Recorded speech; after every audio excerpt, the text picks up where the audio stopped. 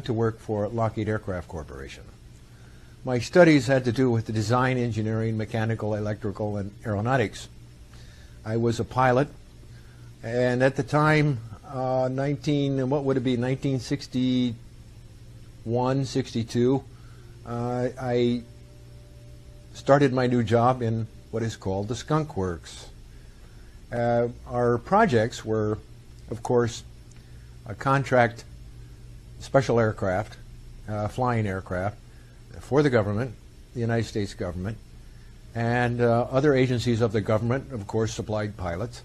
And I say this because it's important to the defense of the United States and the free world. Free world means those that believe in the opportunities for all humankind. The projects that I worked on were ongoing, and when I left the employment of the Skunk Works to go into the military, I felt that this is something I wanted to come back to after serving my country. Las Vegas, or near Las Vegas, Nevada, we're very much in close proximity to our areas where we tested our aircraft, and a lot of commonly known as Area 51. We call it the Dreamland, the hog farm, the lake. You know, this place would flood once in a while, and it was really unusable. We're testing airplanes, and everybody knows that it tested special aircraft, such as the Blackbird, which I'm very proud of because that's my baby. When I was working with the Skunk Works, we signed an agreement with the National Security Agency and the National Security Council, as well as the CIA. And we kept very quiet about things because they always knew where we were and what we were doing. And I automatically had that team spirit, and we were a big family there, and I was very proud of that, having worked directly for Kelly Johnson.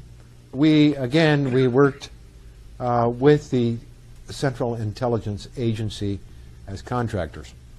That was during the time of the Skunk Works. You see, the CIA was one of our best customers. And it's the CIA that has one of the world's best air forces. It's not... We have Francis Gary Powers, yeah, we knew him. Schumacher, a lot of these people. They're very real people, and they were often moved around by politics.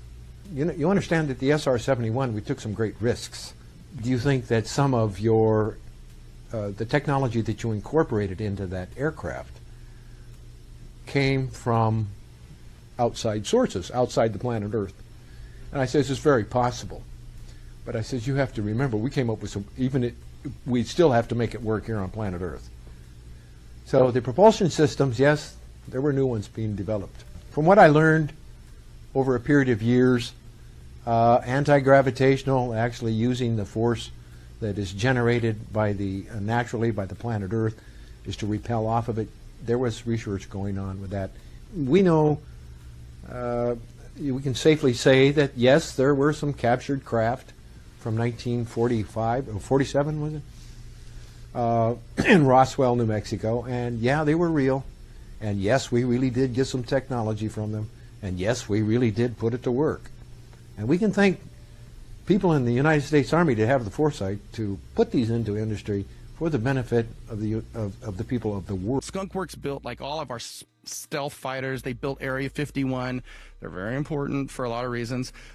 So I hired the guy that was their main deputy there, the main program director, and I worked with him for the past 4 years. And he would tell me, he's like, the only reason your finger doesn't go through this table is because there's a frequency. It's kind of repelling. There's different densities, this and that. He's like, but if you change the frequency of your finger, you can literally just push your finger straight through this desk. He's like, everything is frequency, and matter is just like a dense form of light, right? So you have the ability with your consciousness, and with machines, you can kind of change that and manipulate everything. It's really interesting. So everything's kind of this frequency thing. It's frequency. Watches, I've got to go. And he starts walking out of the thing. And I start following him out to his car. And I said, Mr. Rich, Mr. Rich. And he turns around and looks at me like, who are you? You know? And I said, hi, I'm Jan Harzan. I said, I'm alumni. I really appreciate your talk. You did a great job. I said, you said some very interesting things. I said, I've always had a fascination with propulsion systems. I said, can you tell me anything about how this propulsion system works that goes to the stars? He said, well, let me ask you a question. How does ESP work? pulled the first thing that came into my mind. I said, I don't know. All points in space and time are connected? He said, that's how it works. Turned around and walked away. Within this New York Times book review of his book Skunk Works that he co-authored with Leo Janos, this is a book review done on January 1st, 1995. And I just want to read you two quick quotes here. And this is what Ben wrote in Skunk Works. It says, quote, I would strongly advocate reviews every 2 years of existing so-called black programs, either to declassify them or eliminate them entirely. Secrecy classifications are a burden to all and horrendously expensive and time-consuming.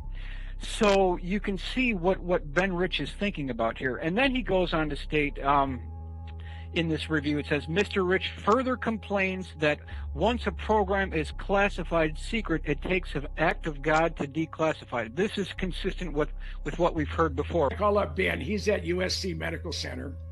And we talked for about 45 minutes about old friends and whatever. And these are the last words he told me. He said, Jim, we have things out in the desert that's 50 years beyond what you can comprehend. And he knows I can comprehend a hell of a lot. And if you see movies like Star Trek or Star Wars, we've been there, done that, or decided it wasn't worth the effort. And this goes in hand what he said at UCLA a couple of years earlier. He said, we have things that would make George Lucas envious.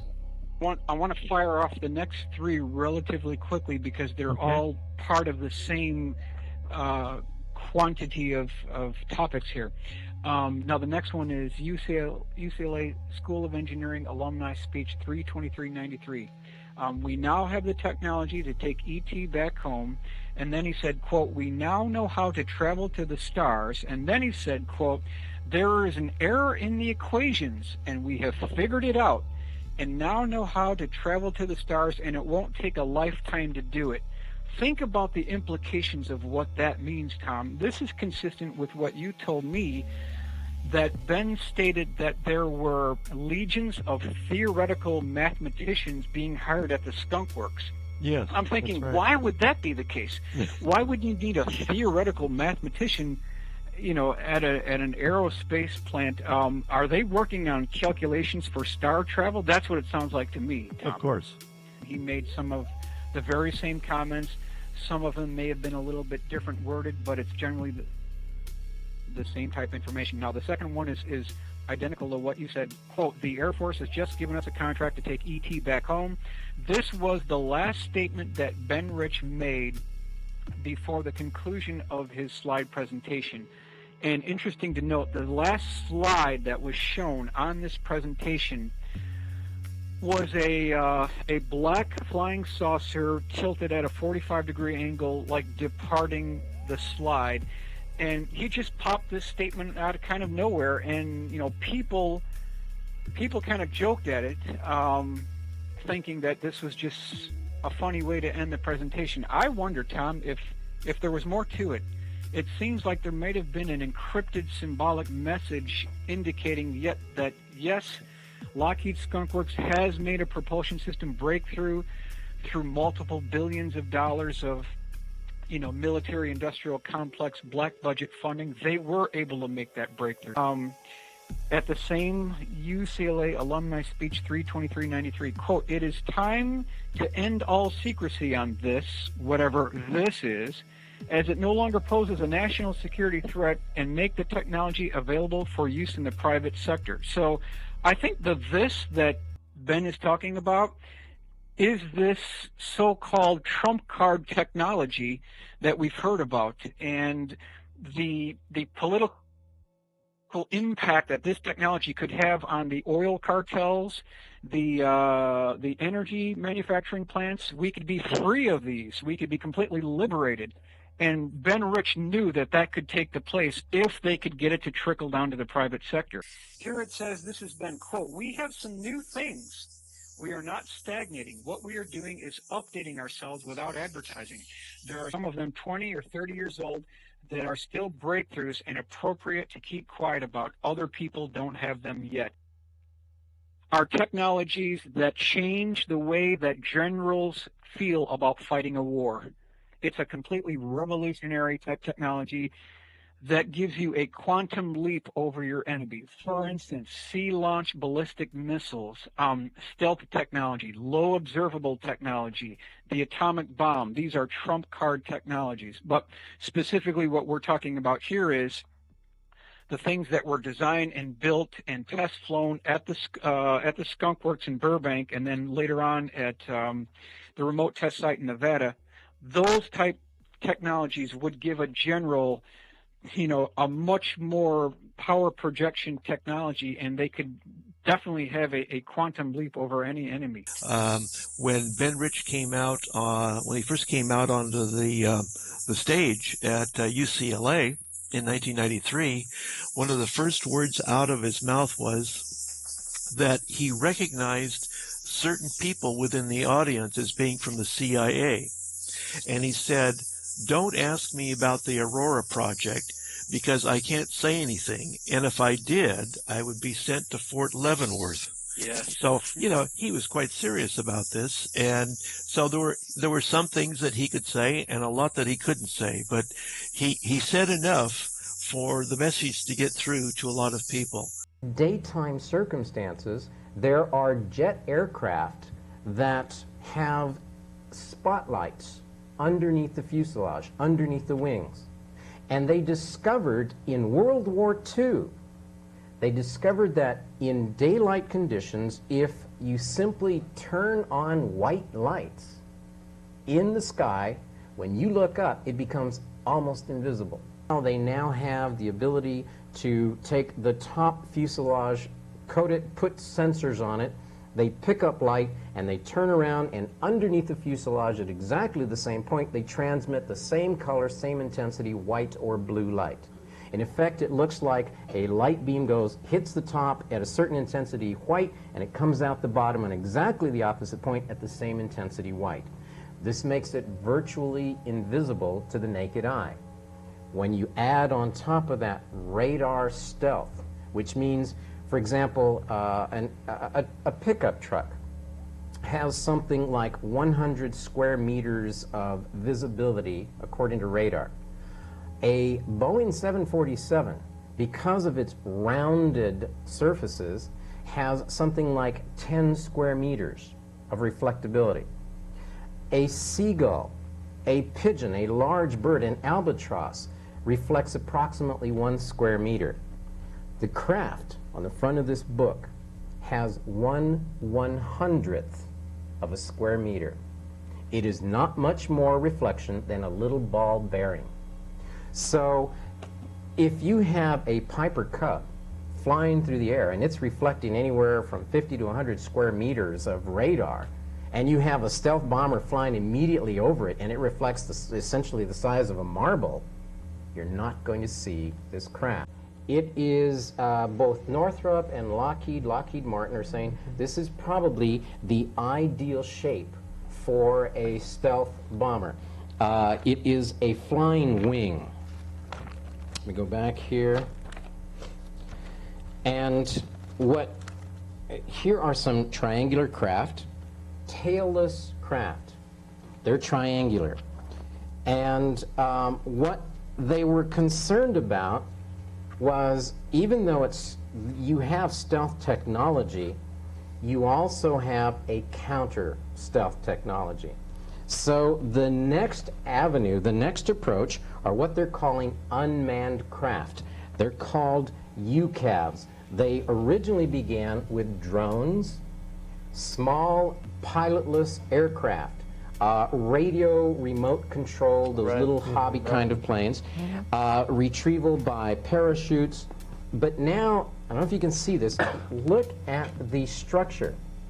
These are enormous planes. In fact, in one of the articles, they're talking about using F-16s, computerizing them and using them as unmanned aircraft. His claim is that, contrary to the Air Force reports, that the stealth technology came as a result of reverse engineering from the craft that was recovered at Roswell. Now, in the interview that I saw, that came from a small station in California, he hinted that it was not the only crash in which there was a craft or a disc or some sort of ship that was recovered and reverse engineered. He also hinted in this interview that one of the discs, or at least one of the craft, had time travel technology built into it. Now, he hinted at it and then immediately segued and went into another topic. June the 2nd, 1997. These are the shapes of the unmanned craft that they are presently, at least they have announced. That means they're in practice. In the text, they talk about how perhaps the best design, the best structure is this perfect disc, because it is able to rotate on its axis, that you can use weaponry that can rotate in 360 degrees. It makes it a perfect attack vehicle. And in the copy, they go even further. This structure is potentially capable of being expanded to approximately 2 miles in diameter, which makes it an airborne aircraft carrier with multiple discs that it carries in its belly. Are they saying that this is a prototype? They are saying it is a prototype. And we, the people that are in the UFO community, and I will include myself grudgingly in this, we are too quick to accept every light as a UFO, as an ET disc. Now we have in our magazines, Aviation Week, they're telling us they have discs. They have mothership discs, which means, you know what? Some of these UFOs, these discs people see are discs, and they do spin, and they're probably silvery, and they probably dart around at thousands of miles an hour, but they're not ET craft. They are probably our terrestrial stealth technology. Line, the stealth was in every sense of the word what its name implies. An airplane invisible to radar. It looked like, you know, these airplanes that you made when you were kids and threw them? And it looked like one of those darts. Charlie Johnson, the legendary airplane designer and founder of the Skunk Works, was Ben Rich's mentor. And he saw this airplane, and he came up to me and he kicked me in the ass. And he said, "Are you crazy? You're going to make this thing fly?" I said, "Kelly, we have to make it fly." In the mid-1970s, with his new design in hand, Ben Rich went to the Pentagon with his plan to build an airplane that would be invisible to the world's air defense, to radar. The Pentagon must have thought that you were either a genius or you'd lost your mind. Well, I went to see Bill Perry, who was then head of the DOD. Department of Defense? Department of Defense Research and Development. And I showed him the data. And Bill was enough of a scientist who had the foresight to say, hey, if this thing works and what you say is true, he says, we have made a tremendous breakthrough. I'm going to give you some money and let's go on and build it. Someone's sitting at radar looking for what's coming in, and you've got an F-117 coming in. What do they see on the radar? Nothing. They would see nothing. If an F-15 came in, they'd see a blob. An F-117 could overfly them and then never see us. And they'd never see it on the radar? Never see it on a radar screen. So you're there before they can react? Exactly. That's the whole secret. General insisted that there was a military spec that the SR-71 had to say U.S. Air Force and the stars and bars. I said, General, I said, you're crazy. I said, you know, this has the temperature of an oven. Have you ever taken a piece of metal, paint it, and stick it under your broiler? You can't keep the paint on the metal. He says, no, the spec says you've got to say U.S. Air Force on our airplanes. I said, we'll develop it. So we spent $1 million developing a paint that could show red, white, and blue. And we put it on the airplane. 9 months, flying only in darkness. There are no lights on the base, and the guys become owls. The pilots? The pilots. And they become a completely different people. You have to learn how to live at night, to see at night. And it would look like a vampire convention. They'd all try to get out of the sun before the sun came up. And then they'd not go out until the sun went down. And we made this strange thing that looked like from space, you know, like a diamond, Darth Vader type of a airplane fly. Days of the war, when we kept coming back, and all of us kept coming back, and there wasn't a scratch on the airplane, for the first time in aerial combat, a crew member was able to concentrate solely on one thing in enemy territory, and that's the destruction of his target. Combined with the latest in laser technology, Ben Rich's F-117s devastated Saddam's military command centers in Baghdad in a series of surgical strikes. In the F-117, you say, I want to hit the bathroom. So he'll ask you, men's room or women's room? And you'll say, women's room. He says, tell me what window. If someone said the target was the bathroom, and they would say, you want the bomb in the ladies' room or the men's room? That's right. That is correct. But it took us a long time to figure out what it was, and then figure out how we can use it, and then what to use it for. And are those products useful for humanity? I didn't see the craft, nor did I see the bodies, but I certainly know some of the people that did. And of course they're much, you know, they're passed on now from their earthly bodies, but there was no question that there are people or beings from outside the planet that have lived here for a long time. And it isn't just something new that's been happening in the last couple of years. There's been NATO research conducted, joint research, joint meaning many different countries, and this it's been documented as to who those races are and their population at that time, and this was back in the early 60s. This is when I know that some of the technologies that came out of the Roswell incident, the technologies meaning that which came with the extraterrestrial craft, it took a while to figure out how they worked before we knew what to make from it, and then how to get it into industry. How can it benefit the people? And maybe they had color-coded what we would call fiber optics today that could bend light and that could guide light to one data location to another data location. Well, guess what? We've been talking about it for 6 years. We have that type of technology now. The guidance mechanism were nothing. There was no yoke, there was no wheel, there was a console, very colorful, and they used their hands. And by the thought process, and by the way they moved their hands in rhythm with their thoughts, was the guidance for the aircraft.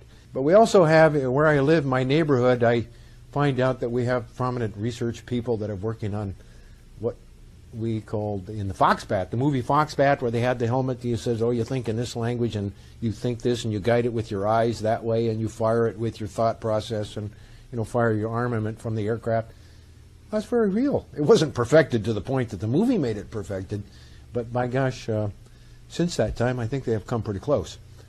I'd like to add too that I feel that I'm not positive, but I think it would. Some of this technology came from crafts of other crashes.